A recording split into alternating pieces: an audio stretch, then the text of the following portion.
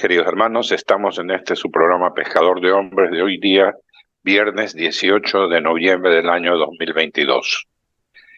Ante todo, permítanos poner en manos del Espíritu Santo. Espíritu Santo, eres el alma de mi alma, te adoro humildemente. Ilumíname, discúlpenme. Espíritu Santo, eres el alma de mi alma, te adoro humildemente, ilumíname, fortifícame, guíame, consuélame. Y en cuanto corresponde al plan del eterno Padre Dios, revélame tus deseos. Dame a conocer lo que el amor eterno desea de mí. Dame a conocer lo que debo realizar. Dame a conocer lo que debo sufrir. Dame a conocer lo que en silencio, con modestia y en oración debo aceptar, cargar y soportar. Sí, Espíritu Santo, dame a conocer tu voluntad y la voluntad del Padre, pues toda mi vida no quiere ser otra cosa que un continuado y perpetuo sí a los deseos y al querer del eterno Padre Dios. Amén. Francesco, buenas noches. Hola Martín, ¿cómo están queridos radioyentes? Feliz de poderlos acompañar un viernes más, ahora sí aquí de regreso en Guayaquil, un poquito más oxigenado, como se dice, porque en la altura, la verdad es que a veces nos falta un poquito el aire a los que somos de aquí, de la planicie. Y sí, tenemos un bellísimo evangelio para este domingo, que es la lectura del Santo Evangelio según San Lucas, capítulo 23, versículo del 35 al 43. En aquel tiempo, los magistrados hacían muecas a Jesús diciendo: a otros ha salvado, que se salve a sí mismo, si él es el Mesías de Dios, el elegido. Se burlaban de él también los soldados, que se acercaban y le ofrecían vinagre diciendo: si eres tú el rey de los judíos, sálvate a ti mismo. Había también por encima un letrero que decía: este es el rey de los judíos. Uno de los malhechores crucificados lo insultaba diciendo: no eres tú el Mesías, sálvate a ti mismo y a nosotros. Pero el otro, respondiéndole, increpándole, le decía: ¿ni siquiera temes a tu Dios estando en la misma condena? Nosotros, en verdad, lo estamos justamente porque recibimos el justo pago de lo que hicimos. En cambio, no ha hecho nada malo.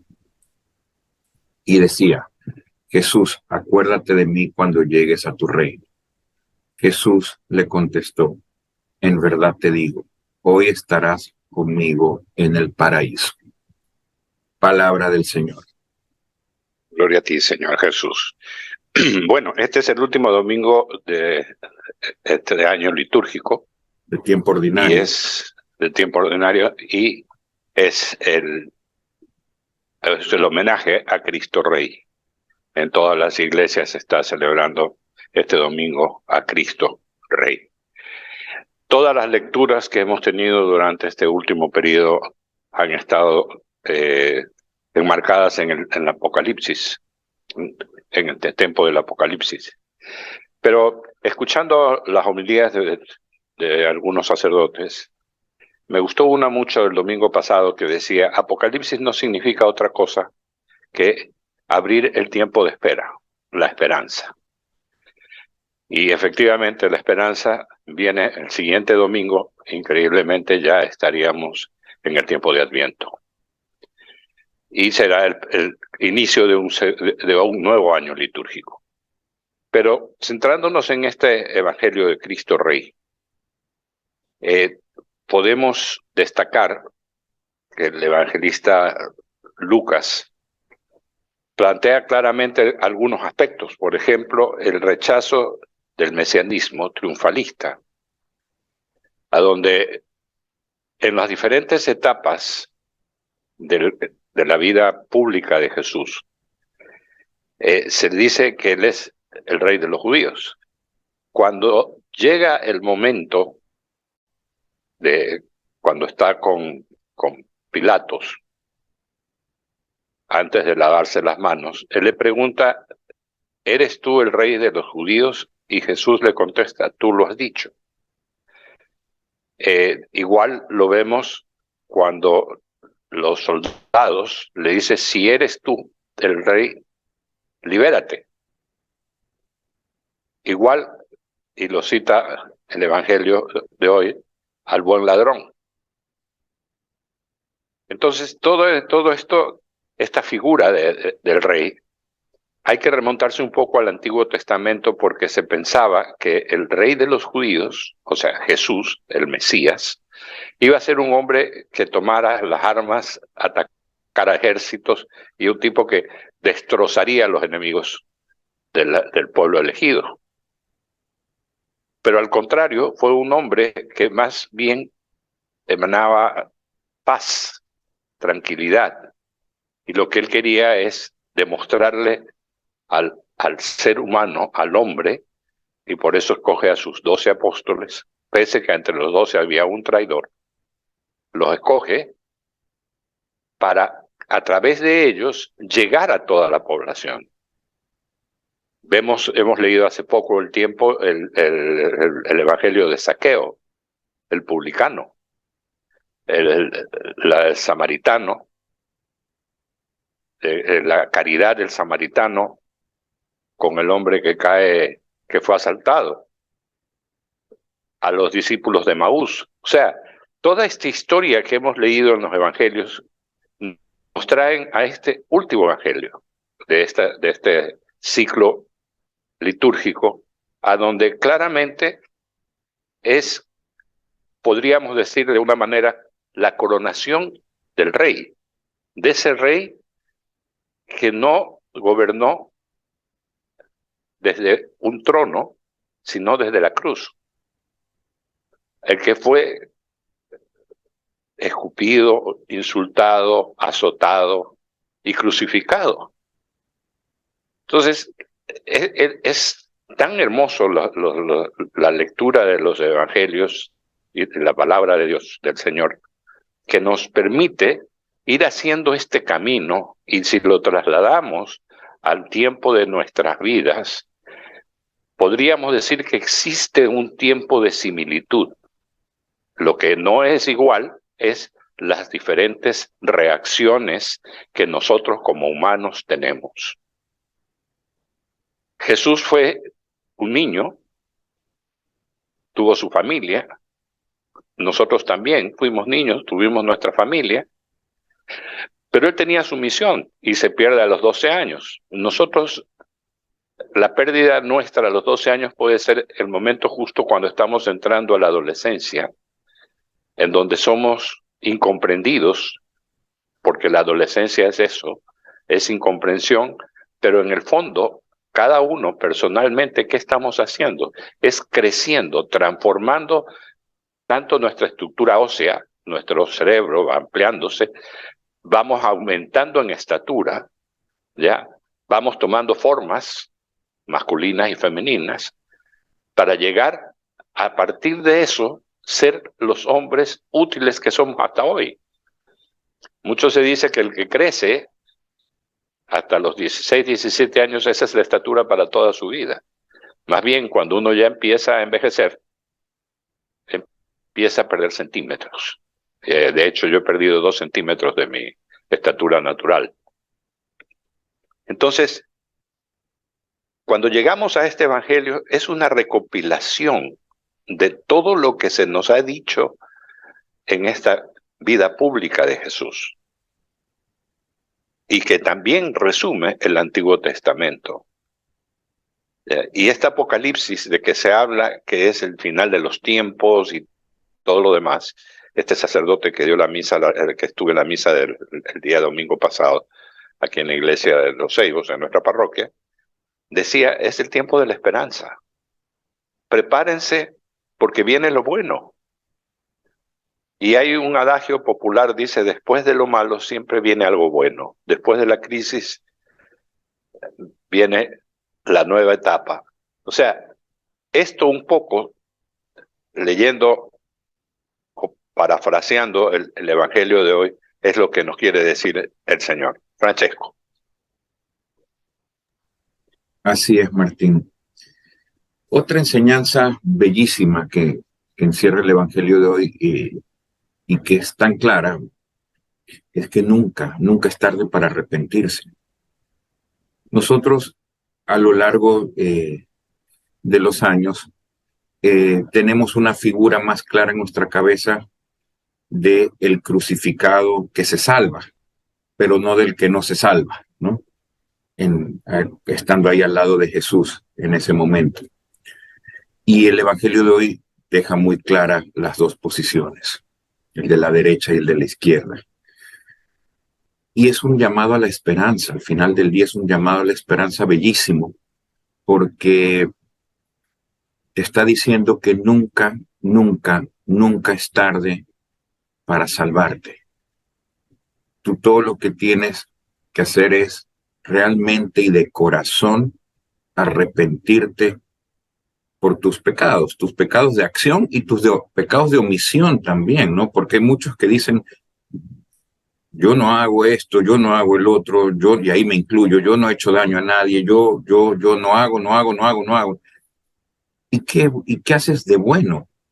Entonces, ¿qué haces de bueno con el tiempo que el Señor te ha regalado en esta tierra, que son al final del día los talentos, ¿no? ¿Cómo aplicaste esos talentos que te dio el Señor en el bien de los demás? Entonces, ¿qué sucede? Volviendo al tema. Nunca es tarde para arrepentirse. Hay mucha gente, personas que yo he tratado, y bueno, historias que he oído que dicen, no, para mí ya es tarde, he estado 20 años, 30 años alejado de la iglesia, haciendo una vida, sí, una vida normal, con pecados, sí, y también con aciertos y ayudando donde podía, pero nunca me he confesado, la última vez que comulgué fue el día que me casé, etcétera. Y dice, ¿con qué cara yo voy a ir donde el Señor ahorita a pedirle perdón? Esa es una frase que se escucha con bastante frecuencia. Y nuevamente, este evangelio es una invitación a darnos cuenta de que la lógica de Dios no es la lógica del hombre, la forma de pensar de Dios, que es Dios, Dios, no es la lógica de un ser mortal, de una criatura como somos nosotros. Él te va a perdonar cuando tú estés listo para pedirle el perdón y tengas el arrepentimiento de todo corazón, no importa si es temprano o si es en los últimos suspiros de tu vida. Ahora, que te va a tocar purgar, te va a tocar purgar, hermano, ¿no? Si me explico, de eso no nos salvamos, de que el purgatorio debe de ser un lugar transitorio doloroso, por eso se invita a rezar por las ánimas, las benditas ánimas del purgatorio. ¿Por qué benditas? Porque ya están camino al cielo, pero están en ese escalón intermedio, purgando. Entonces, tengamos siempre eso presente. Yo veo en este evangelio esa reflexión bellísima, que nunca es tarde, que nunca es tarde. Así estés en los últimos momentos de tu vida, el Señor lo deja clarísimo en esas palabras de Jesús al ladrón arrepentido. Cuando le dice, te aseguro que hoy estarás conmigo en el cielo. Tengamos siempre su presente dentro de nuestro corazón. Martín. Sí, es importante también destacar que todo el pueblo judío que lo sigue, que lo ataca, que lo ve en la cruz, son testigos privilegiados porque estuvieron en ese momento. Y comparando al tiempo de hoy, los que vamos a la misa y tenemos la Eucaristía, ¿ya? Somos testigos privilegiados también, porque estamos viviendo exactamente lo mismo. Jesús en la cruz. No hay otra manera de poder creer en el Señor si es que evadimos, por ejemplo, ir a misa, o si decimos, yo no me confieso con el sacerdote porque es un hombre tan pecador como yo, y empezamos a distorsionar. Es lo que nuestro párroco anterior siempre decía, a veces estamos buscando hacer la religión a nuestra manera, y nuestra manera es la menos complicada, porque hago lo que a mí me conviene en el tiempo que a mí me conviene y no me tengo que sujetar a ninguna norma. Nadie dijo que ser seguidor de Cristo es fácil, porque cuando uno empieza a aceptar la voluntad del Señor en todo lo que nos sucede, y no rebelarnos ante Él diciendo, ¿y por qué a mí me sucede? ¿Y a dónde estaba Dios cuando esto? ¿Y a Dios, dónde está Dios con todo lo que sucede en nuestro país, etcétera, etcétera? ¿Y por qué no? En vez de estar en el chisme, en la alaraca y todo lo demás, no nos analizamos nosotros. ¿Y qué estamos haciendo nosotros para cambiar este concepto de vida que hay? Porque está en nuestro interior, no está afuera. Afuera está el facilismo de los que quieren culpar a muchos o a pocos. Pero nosotros, ¿qué estamos haciendo por cambiar este mundo? Si seguimos no al pie de la letra, pero nos ceñimos a lo que es nuestra religión, a la que optamos en principio forzados, como me lo decía alguien, forzados porque nos llevan al bautismo sin consentimiento, pero luego, cuando hacemos la confirmación, ya es con nuestro consentimiento. Por lo tanto, en ese momento de inocencia, que son nuestros padres y padrinos los que asumen la responsabilidad, luego es decisión libre y espontánea nuestra en hacer cuando hacemos la primera comunión y la confirmación. Nadie nos exige, sino que se ha distorsionado tanto que para que haya primera comunión tiene que haber fiesta, tiene que haber invitados, tiene que haber comida, tiene que haber bebida. La primera comunión es recibir a Jesús en nuestro ser, en nuestro alma, por primera vez. Es un momento sublime que todos lo hemos vivido. Lo que pasa es que ahora hay mucha gente que, pese a haber sido bautizada, profesa otras ideas y se critican a lo que fueron inicialmente. Entonces, es como que si yo estoy haciendo algo mal, como algún día me dijo mi padre, si tú haces lo que te están proponiendo, hazme el favor, lo escoges libremente, pero tan pronto lo hagas, pasa por el registro civil y cámbiate mi nombre. ¿Mm? Eso, más o menos, cuando analizaba y leía sobre este evangelio, es algo así. O sea, si yo reniego de mi bautismo, de mi primera comunión y de mi confirmación, cámbiate de nombre. No puedes borrar lo que ya viviste, porque ya está hecho. Que no seas practicante, esa es tu decisión, porque al final nadie te va a arrear para decir tienes que hacerlo o te van a dar latigazos para que lo hagas. No, el libre albedrío con el que nacemos, todos los seres humanos y los cristianos católicos, asumimos nuestra responsabilidad. Luego, en el otro sacramento del matrimonio, asistimos libre y voluntariamente, nos lo pregunta el sacerdote antes del matrimonio, han venido libre y voluntariamente. Y decimos sí, es nuestra decisión. Después me cansé y me divorcié. Bueno, por eso no puedo borrar el primer matrimonio, porque el primer matrimonio es el único católico dentro de nuestra religión.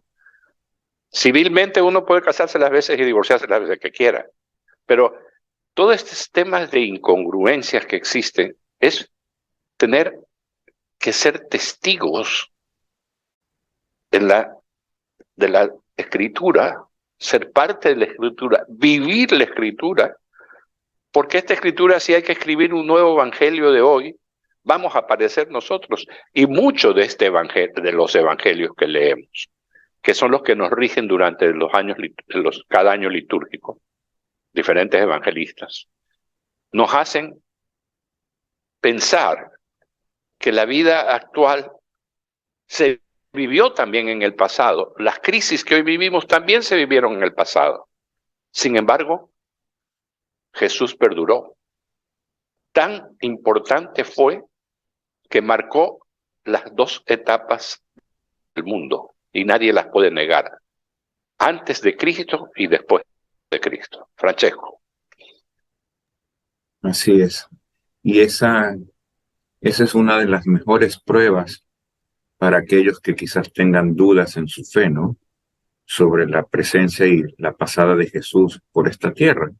A diferencia de todas las demás religiones que existen y se profesan en el mundo, la nuestra, la del cristianismo, es la única donde un Dios se hizo hombre y estuvo entre nosotros para salvarnos, para enseñarnos el camino de la salvación. Ese camino que, como tú decías hace un rato atrás, renovamos cada domingo que vamos a misa mediante el sacrificio de la comunión. Por eso es tan importante, por lo menos, ir a misa una vez a la semana. Si no puedo ir o no me doy el tiempo, quizás sería la forma más correcta de decirlo, para ir entre semana también. Porque es la renovación de ese sacrificio. ¿Cuál sacrificio? El que acabamos de leer en el Evangelio de hoy día. ¿Ya? Cada vez que vemos al sacerdote que levanta el cáliz y levanta el pan, ¿ya? El vino, y dice, este es mi cuerpo, esta es mi sangre, ¿ya? Es la renovación del sacrificio que Jesús hizo por nosotros en la cruz. Es un sacrificio que llevamos renovándolo de acuerdo a sus enseñanzas, más de 2000 años, efectivamente. La primera misa como tal fue la última cena que Jesús celebró con sus discípulos. Entonces, ahí hay una importancia que realmente tenemos que tratar, y digo tenemos porque para nosotros como seres humanos estamos limitados, pero tenemos que meditar y tratar de entender en su real magnitud 2000 años después. No es cualquier cosa, es el camino de la salvación. ¿Cuáles son las instrucciones si queremos resumirlo a la mínima expresión que nos dejó el Señor? Primero y segundo mandamiento nuevo que Jesús nos dio. Ama a Dios sobre todas las cosas y ama al prójimo como a ti mismo. Si tú respetas esas dos máximas a lo largo de tu vida, evitarás pecados de acción, evitarás pecados de omisión, evitarás malos pensamientos que te llevan a pecar de acción o de omisión definitivamente, y tendrás un recorrer más tranquilo por esta vida, un recorrido de bien, un recorrido que, como tú decías, quizás no sea tan fácil, como no fue fácil para el propio Dios, que se encarnó para enseñarnos ese camino, como no fue fácil para los discípulos convertidos en apóstoles que terminaron martirizados también, y tantos otros mártires santos a lo largo de la historia de la iglesia. Nosotros la tenemos bastante más fácil como cristianos. Nos quejamos de todo lo que ocurre en el mundo, nos quejamos, sí, de las pandemias, nos quejamos, sí, de las guerras, nos quejamos, sí, de la delincuencia, sí, de la violencia, y sí, por supuesto. Pero es un camino que llevamos con bastante más facilidad de lo que llevaron nuestros antecesores cristianos, los primeros que estuvieron aquí después de Jesús. Y sería interesante preguntarnos qué tanto estamos dispuestos a recorrer de ese camino para llevar al Señor, porque toda esa delincuencia que vemos y esa violencia que vemos en las calles y esa hambruna y esas guerras, es porque no ha llegado la palabra, no ha llegado la buena nueva, o si ha llegado muy poquito. Si hubiésemos de alguna manera trabajado más duro en llevar el mensaje de Dios, hoy por hoy sería un mundo menos convulsionado, y eso hay que tenerlo siempre presente. Martín. Otra cosa que hay que rescatar de esto es, y destacar, el diálogo entre los dos malhechores, el bueno el bueno y el mal ladrón. No se dice por qué estuvieron condenados, simplemente que eran dos delincuentes, y esta era una forma en que la ley obligaba a que al que cometía algún tipo de culpas como estos dos, mueran en la cruz. Además les rompen las piernas cuando ya están crucificados por algún tiempo, y eso era lo que se tenía en la ley. Pero los dos cometieron grandes fallas o grandes faltas contra el resto de sus congéneres, y la única diferencia es el perdón del buen ladrón. No es que es un buen ladrón porque robaba mejor, no, simplemente él se confiesa y le pide a Jesús que lo perdone por su vida delictiva. Yo me ponía a pensar cuando leía esto. Hoy hay escuela de sicariato. Se ha determinado que hay unas escuelas de sicariato. Tipos que enseñan a niños y jóvenes a matar. Si pudiéramos en el tiempo, estos que recibieron esta instrucción para matar, crecen y maduran, tendrán en su mente y en su alma el peso de haber asesinado, porque asesinar es quitarle la vida a alguien. Y al quitar la vida a alguien probablemente es un miembro de una familia. No analicemos los antecedentes, ni mucho menos. Es el hecho de liquidar a alguien. ¿A cambio de qué? De 30 monedas.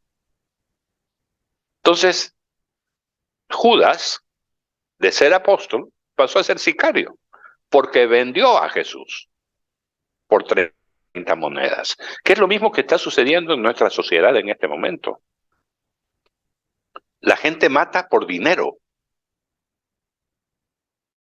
¿Y dónde están los talentos que le dio el Señor a estos que son hoy criminales, que viven de la muerte y viven de la sangre?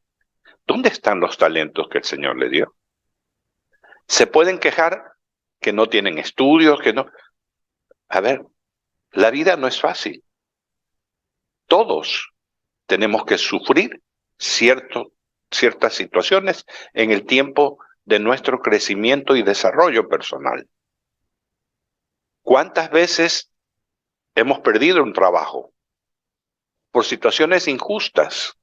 La pandemia, por ejemplo, obligó, dicen las estadísticas, alrededor de 700,000 personas se quedaron sin trabajo. ¿Cuántos locales se cerraron? Sin embargo, ¿cuántos locales se cierran hoy, que ya no hay pandemia, por el pago de la vacuna? Entonces, el lobo es el hombre es el lobo del hombre. Estamos empezando a masacrarnos nosotros mismos.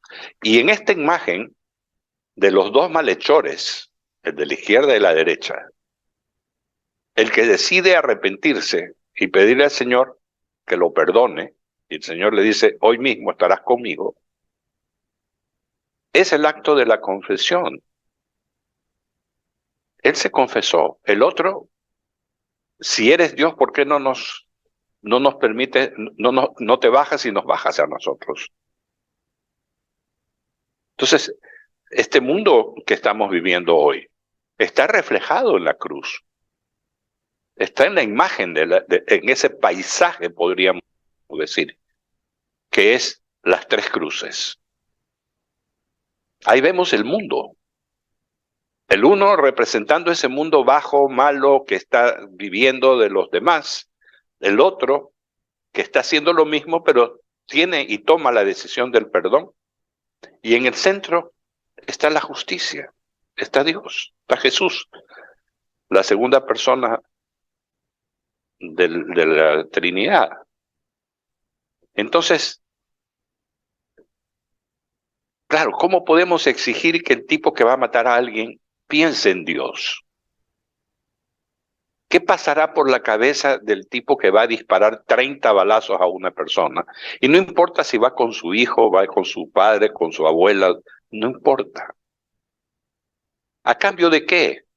De 30 monedas. Qué bajo que está cayendo la humanidad.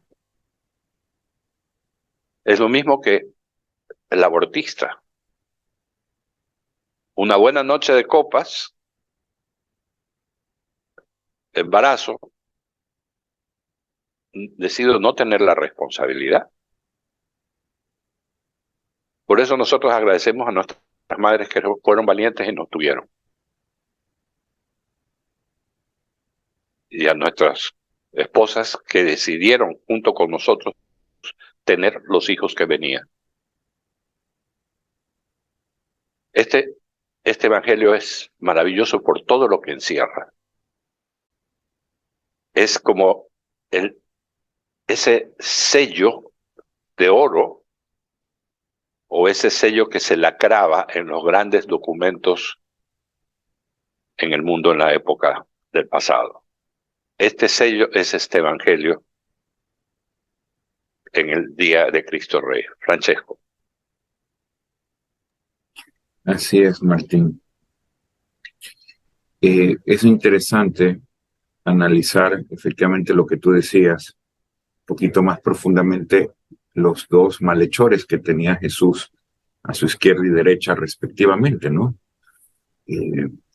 Porque no hay perdón sin verdadero acto de arrepentimiento, de contrición. El que quiere primero salvarse antes de arrepentirse está frito, está fregado. Este evangelio más claro no lo puede decir. Tenemos dos malhechores, uno a la izquierda y otro a la derecha de Jesús. Uno, ¿qué es lo que quiere? Uno de ellos quiere respuestas inmediatas. Tú eres el Mesías, tú eres el Hijo de Dios. Sálvate a ti mismo y sálvanos a nosotros. ¿Qué estás esperando? Ya, rápido. El otro, ¿qué hace? Hace un acto de contrición y dice, a ver, estamos aquí pagando una culpa que nos merecemos por todas las fechorías que hemos hecho. No estaban crucificados. Ahí el únicamente injustamente crucificado es Jesús, por el odio que le tenían los judíos, por llevar la buena nueva, porque era el verdadero Hijo de Dios. Y tenemos el otro malhechor, como decíamos, que está verdaderamente arrepentido y está dispuesto a pagar lo que tenga que pagar, inclusive con su propia vida. Y esas palabras son las que motivan a Jesús a decirle, te aseguro que hoy mismo estarás conmigo en el cielo. No hay cielo, o si queremos ponerlo de una manera más romántica, no hay paraíso sin arrepentimiento. Y el verdadero arrepentimiento no es una sola palabrita, es un combo de cosas, ¿no? Es un combo de cosas. Es empezar por sufrir tú mismo en tu interior por el daño que hiciste. Segundo, estar dispuesto a pagar el precio del daño que hiciste. Y tercero, purgar o pagar tu condena. Si tienes suerte, y esto es el meollo del asunto, si tienes suerte, te tocará pagarla aquí en esta vida, que es bastante cortita y efímera. Y es 1000 veces preferible eso a no llegar a la salvación. Entonces tengamos eso siempre, siempre, siempre presente. Tú decías también, sí, si aceptamos las cosas buenas, ¿por qué no aceptamos las malas? ¿No? ¿Agradecemos a Dios lo suficiente por las buenas? ¿O solamente le pedimos a Dios, y nuevamente nos podemos ver aquí ejemplificados en el malhechor no arrepentido? ¿O solamente le pedimos a Dios que nos saque del atolladero en el cual nosotros mismos nos hemos metido? Pues hay que reflexionar. Y este evangelio es una invitación a eso de ahí. Y más aún, si van a misa este domingo, lo van a poder ver mucho más ampliamente con la lectura de un sacerdote. Martín. Sí, lo importante también que destaca, para ir terminando, porque estamos ya con el tiempo, es los magistrados, es decir, los jueces. ¿Quiénes juzgaron a Jesús? Caifás,